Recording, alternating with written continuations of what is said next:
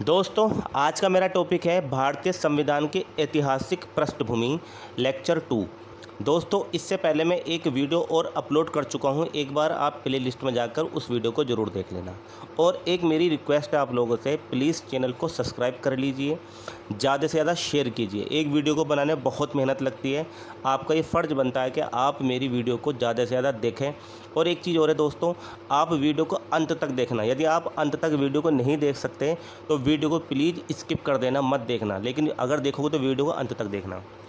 दोस्तों, अगर मैं इस लेक्चर की बात करता हूं तो यहाँ पर ये बहुत ही ज़बरदस्त लेक्चर होने वाला है। इस लेक्चर में हम टोटल पढ़ने वाले हैं charter act 1853, charter act 1858, charter act 1861 और चार्टर एक्ट 1892। दोस्तों, अगर मैं चार्टर एक्ट की बात करता हूं तो ये चार्टर एक्ट लगभग 1793 ईस्वी से स्टार्ट हुए थे और 1853 तक चले। दोस्तों, ये चार्टर एक्ट 1853 चार्टर अधिनियम की अंतिम श्रृंखला है। ठीक है, लास्ट का चार्टर एक्ट था 1853 का, कंपनी के अधीन।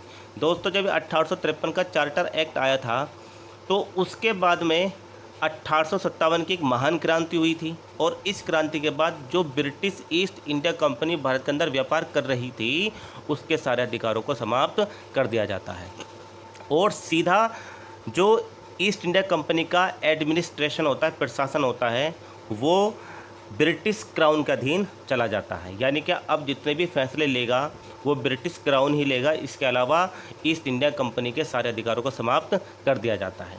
तो दोस्तों, आज हम इन्हीं सभी एक्ट के बारे में बात करेंगे। आपको प्लीज़ वीडियो को अंत तक देखना, तभी आप इस चैप्टर की जो हम पढ़ने जा रहे हैं, संविधान की ऐतिहासिक पृष्ठभूमि, तभी आप अच्छे समझ सकते हो। यदि आप लोग लास्ट तक नहीं देखोगे तो आपको इसका ABCD पता नहीं चलेगा। दोस्तों, अगर मैं 1853 के चार्टर अधिनियम की बात करता हूँ तो ये इतना ज़बरदस्त अधिनियम था। इसके द्वारा भारत के अंदर जो सिविल सर्विस होती है, ठीक है, जैसे आज IAS होता है, उसी समय भी ये IAS होते थे, सिविल सर्विस बोला जाता था उस समय भी और आज भी। इसका खुला प्रतियोगिता भारत में भी होनी शुरू हो चुकी थी। ठीक है, तो इस एक्ट की जो विशेषता है वो हम अच्छे से पढ़ेंगे। इस अधिनियम ने पहली बार गवर्नर जनरल की परिषद की विधायी एवं प्रशासनिक कार्यों को अलग कर दिया। यानी कि जो गवर्नर जनरल होते थे, ठीक है, उनके जो विधायी कार्य थे, विधायी मतलब कानून बनाने के कार्य थे, और उनके जो प्रशासनिक एडमिनिस्ट्रेटिव कार्य थे, उन दोनों को अलग अलग कर दिया। और इसके तहत परिषद में 6 पार्षदों को जोड़ा गया। यह आपको ध्यान रखना, कितने पार्षद को जोड़ा गया? 6 पार्षदों को जोड़ा गया, जिसे भारतीय विधान परिषद कहा गया। परिषद की इस शाखा में छोटी संसद की तरह कार्य किया जाता था और इसने वही प्रक्रिया अपनाई जो ब्रिटिश संसद में अपनाई जाती थी। दोस्तों, जो हमारी ये प्रक्रिया थी, इस प्रक्रिया में यानी कि जो विधान परिषद आया, ये सेम उसी तरीके से कार्य करता था जिस तरीके से संसद कार्य करती है। ठीक है, तो जो ब्रिटिश संसद में अपनाई जाती विधि थी, वही विधि भारतीय विधान परिषद में अपनाई जाने लगी और एक अलग गवर्नर जनरल की विधान परिषद की स्थापना भी की गई थी। यहाँ पर यह पॉइंट बहुत ज़्यादा इंपॉर्टेंट है, इस पॉइंट को हम ध्यान से देखें। भारतीयों के लिए अभी तक भारतीयों के पास अवसर नहीं होते थे कि वो सिविल सर्विस में बैठ सकें, लेकिन भारतीयों के लिए सिविल सेवा में खुली प्रतियोगिता प्रणाली का परिचय इस अधिनियम के तहत किया गया। ठीक है, इस उद्देश्य के लिए मेघालय समिति का गठन हुआ और 1854 में सत्येंद्रनाथ टैगोर, ठीक है, ये सत्येंद्रनाथ टैगोर है, सत्येंद्रनाथ टैगोर 1863 में उस सेवा को पास करने वाले पहले भारतीय बन गए। तो दोस्तों, अगर क्वेश्चन पूछा जाए कि सिविल सेवा में सबसे पहले पास होने वाले भारतीय कौन थे, तो उनका नाम था सत्येंद्रनाथ, ठीक है, टैगोर। ये बात आपको ध्यान रखनी बहुत ज़्यादा इंपॉर्टेंट है। परंतु बाद में इनको अयोग्य घोषित कर दिया था, उसकी कहानी हम इतिहास में पढ़ेंगे, लेकिन फ़िलहाल हमें ये पॉइंट यहाँ पर ध्यान रखना है। ठीक है, नोट करके एक पॉइंट और याद रखना है, भारत में सिविल सेवा के जनक लॉर्ड कॉर्नवालिस को कहा जाता है। ठीक है, ये पॉइंट हज़ारों बार एग्जाम में पूछा गया कि भारत में सिविल सेवा का जनक पिता किसको बोला गया था? लॉर्ड कॉर्नवालिस को, क्योंकि उनके द्वारा भारत में नागरिक सेवाओं के आधुनिकीकरण के प्रयासों किए गए थे। ठीक है, प्रयासों के कारण उनको भारत में सिविल सेवा का जनक माना जाता है। तो यहाँ पर कुछ पॉइंट आपको ऐड करने हैं। चार्टर अधिनियम के तहत 3 पॉइंट आपको याद रखने। पहला क्या था कि इसी एक्ट के तहत भारत में गवर्नर जनरल की स्थायी परिषद बनाई गई थी और उसमें 6 पार्षदों को जोड़ा गया था और ये विधान परिषद वही कार्य करती थी जो ब्रिटिश की संसद करती थी। ठीक है, दूसरा पॉइंट आपको याद रखना है, इसी अधिनियम के तहत भारतीयों के लिए सिविल सेवा की खुली प्रतियोगिता का परिचय किया गया था और भारत के सबसे पहले व्यक्ति थे सत्येंद्र नाथ टैगोर, जिन्होंने 1863 ईस्वी में, ठीक है, आईएएस की परीक्षा, सिविल सेवा की परीक्षा पास की थी। एक पॉइंट यहाँ पर आपको ये वाला याद रखना है कि भारत में सिविल सेवा के जनक लॉर्ड कॉर्नवालिस को कहा जाता है, क्योंकि इन्होंने भारत में नागरिक सेवा के आधुनिकीकरण के लिए बहुत ज़्यादा प्रयास किए थे। ये सारे पॉइंट आपको याद रखने हैं और बहुत ज़्यादा इंपॉर्टेंट पॉइंट है। ठीक है, भारत में क्राउन प्रशासन, अब यहाँ से भारत में ईस्ट इंडिया कंपनी का शासन पूर्ण रूप से समाप्त हो चुका था और सारे के सारे अधिकार ब्रिटेन के क्राउन के हाथ में चले गए थे, तो इसलिए इसको बोला गया भारत में क्राउन प्रशासन। 1858 भारत सरकार अधिनियम।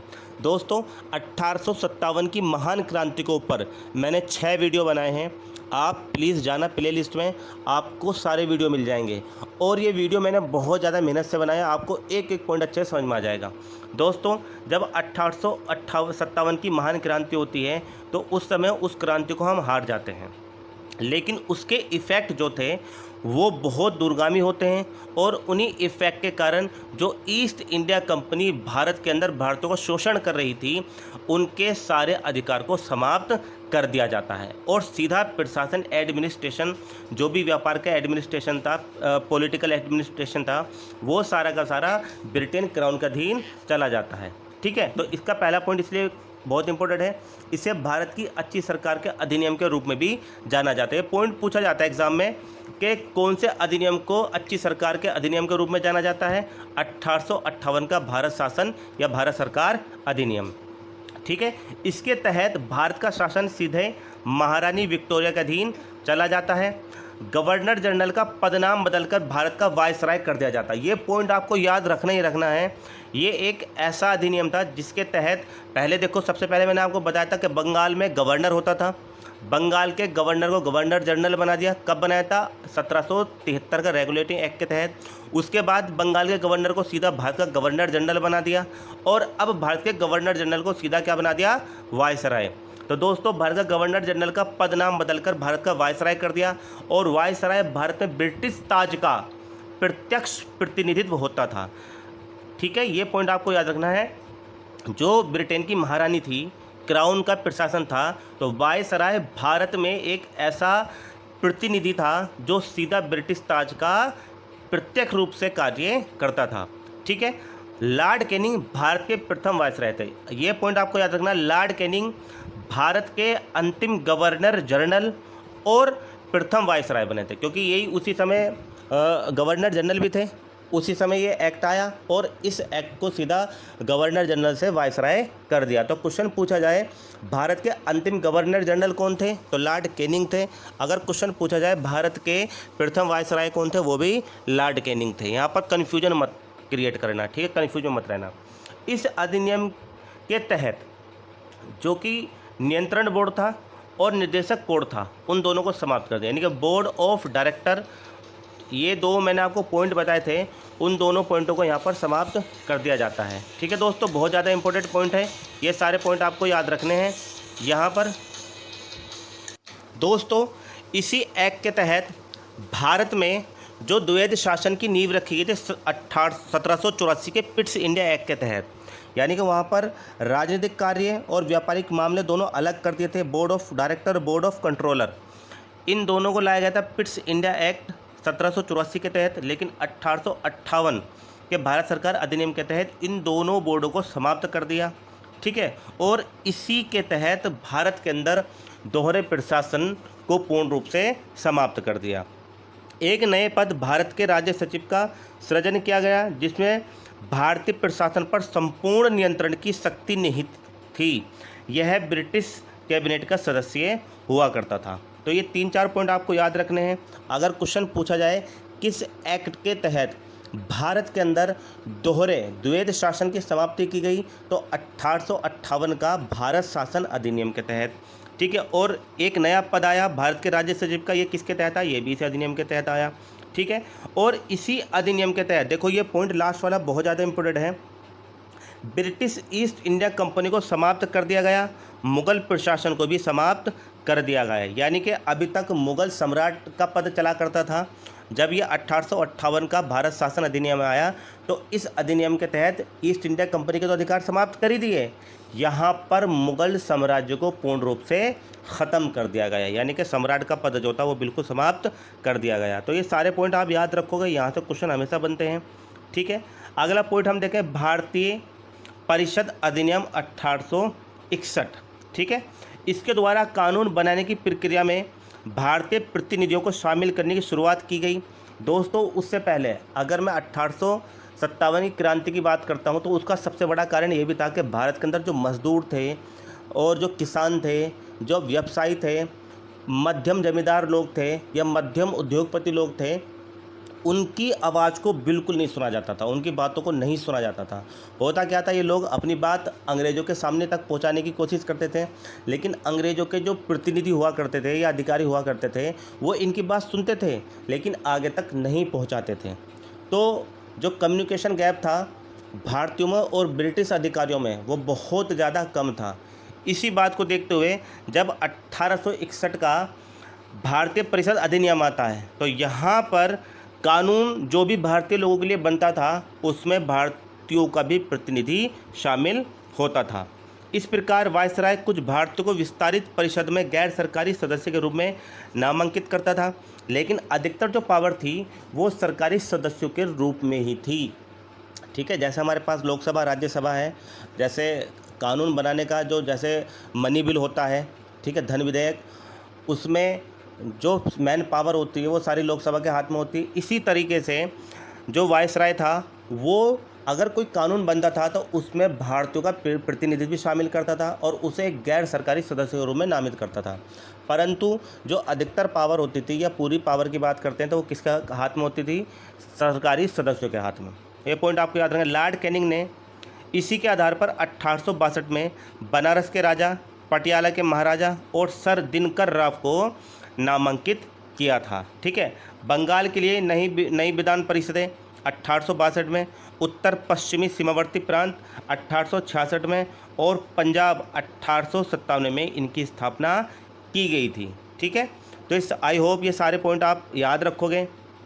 ठीक है, और आगे देखो, भारतीय परिषद अधिनियम 1892 वेरी वेरी इंपॉर्टेंट है।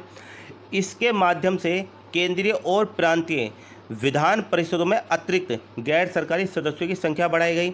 हालांकि बहुमत सरकारी सदस्यों का ही रहता था, ये मैं पॉइंट लास्ट में बता चुका हूँ। ठीक है, इसमें केंद्रीय विधान परिषद और बंगाल चैम्बर्स ऑफ कॉमर्स में गैर सरकारी सदस्यों के नामांकन के लिए वायसराय, ठीक है, गैर सरकारी सदस्यों के लिए वायसराय को शक्तियों का प्रावधान था। वो कितनी भी यहाँ पर गैर सरकारी सदस्यों को बढ़ा सकता था, कितने भी गैर सरकारी सदस्यों को घटा सकता था। इसके अलावा प्रांतीय विधान परिषदों में गवर्नर को जिला परिषद, नगर पालिका, विद्यालय, व्यापार संघ, जमींदारों और चैम्बर ऑफ कॉमर्स की सिफारिश पर गैर सरकारी सदस्यों को नियुक्त करने की शक्ति वायसराय के हाथ में ही होती थी। ठीक है, तत्कालीन भारत में बजट चर्चा का अधिकार विधायी परिषद को दिया गया था। ये पॉइंट आपको याद रखना है। बढ़ाई गई परिषदों और कुछ सदस्यों को केंद्र के साथ साथ प्रांतीय विधान परिषद में नामांकित भी किया जा सकता था।